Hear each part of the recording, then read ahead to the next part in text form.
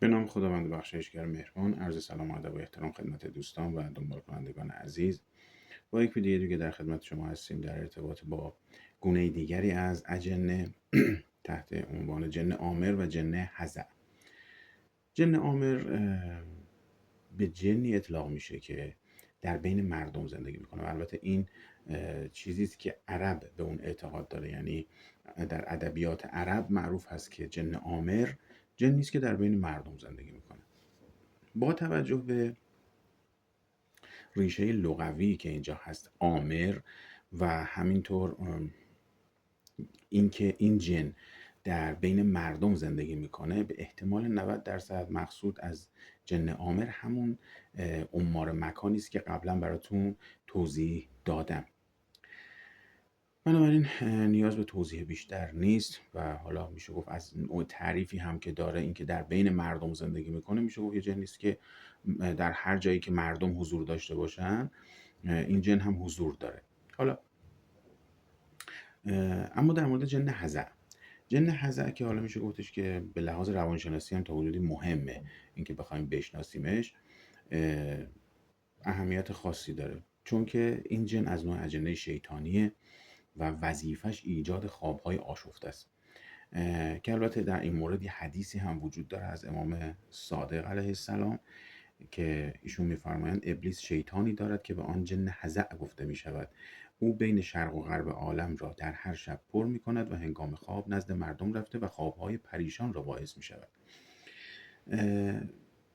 میشه گفتش که این جن یه جورایی فعالیتش 24 ساعت است، چون در نقطه ای از جهان که روز هست و میشه گفت شاید تو اون روز، در روز خب معمولا خواب شب کسی نداره، مردم بیدارن در روز غالبا، این جن شاید اونجا فعالیت نداشته باشه، اما در نقطه دیگری از کره زمین که شب هست این جن فعالیت داره و زمانی که این نقطه‌ای که الان روز بود شب میشه و خورشید غروب میکنه و شب میاد، خب این جن اینجا فعالیتش رو شروع میکنه. البته این رو بهتون بگم که این جن یه نفر نیست، یه دونه نیست، معمولا جن ها به صورت قبیله‌ای هستن و وظیفهشون رو هم به صورت قبیله‌ای انجام میدن، نه اینکه حالا مثلا به صورت تیمی همه با هم انجام بدن، ولی خب یک وظیفه‌ای رو که به عهده دارن، حالا اون وظیفه شاید یک وظیفه پلید باشه، صرفا این نیست که ما از صحبت از وظیفه میکنیم یک وظیفه حالا خیر و خوب باشه. بنابراین ممکنه که یکی از این اجنه در یک نقطه از عالم، یکی دیگه از این اجنه در نقطه دیگه، یا چند تاشون در نقطه های دیگه از جهان و همینطور در کل دنیا پراکنده باشن و به همین کار مشغولن و وظیفهشون رو انجام میدن، یعنی ایجاد خواب آشفته و پریشان برای انسان ها. بنابراین با توجه به اینکه در خواب ورود میکنه، در خواب انسان ورود میکنه و باعث پریشانی، دلهره و اضطراب میشه، اون هم در عالم خواب، میشه گفتش که بیشتر این نوجن در عالم برزخ نفوذ میکنه و قدرت عملش در اونجاست. بنابراین کمتر وارد عالم ماده میشه و بیشتر در عالم برزخ کارش انجام میده و چون در عالم غیر ماده داره فعالیت میکنه و با ماده استکاکی نداره، بنابراین عمر بیشتری نسبت به سایر اجنه داره. از این رو میشه گفتش که به طور دقیق اگه بخوایم حساب بکنیم، میشه گفتش که فعالیتش 24 ساعته هست. یعنی مثلا نمیتونیم بگیم که حالا مثلا 11 ساعت، 10 ساعت، 12 ساعت طول شب، یا مثلا بازی که حالا انسان ها در یک منطقه خواب هستن این جن عمل میکنه، ممکنه که در یک نقطه کارش رو انجام بده بره به این نقطه دیگه، خب حالا مثلا به هم نوعان خودش کمک بکنه. حالا برای اینکه از شر این نوع از جن و خباستش و عملی که انجام میده راحت بشیم یا در امان بمونیم، یک راهکار وجود داره. اون همین هستش که یک آیت الکرسی قبل از اینکه شما بخوابید یه آیت الکرسی بخونید، یا اینکه حالا آیت الکرسی رو بعضیا میان تا آخرش میخونن، حالا اگر شما تا آخرش هم نخواستید بخونید تا همون هو العلی العظیم هم بخونید کافیه. یک سوره فلق، یک سوره ناس هم بخونید، این خیلی خوبه.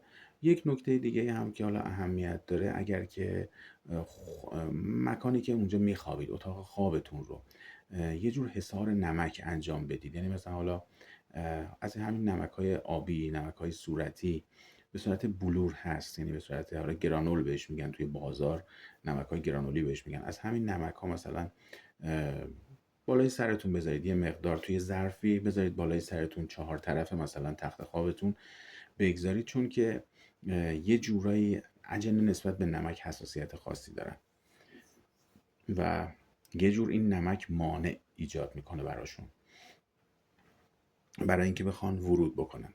حالا اینکه شما تو عالم ماده این کارو میکنید و اون تو عالم غیر ماده هست، باز هم تاثیر خودش رو خواهد داشت، چون تا حدودی شما میشه گفتش که نمردید، زنده هستید و جسم شما با روح شما در ارتباطه. به خاطر همین اون حالت جسمانی و مادی رو هنوز کامل از دست ندادید. در عالم برزخ که در خواب هستید، اون حالت جسمانی و دنیویتون رو از دست ندادید. بنابراین یک ارتباطی بین روح شما و جسم شما یا عالم ماده و غیر ماده در کالبد شما وجود داره.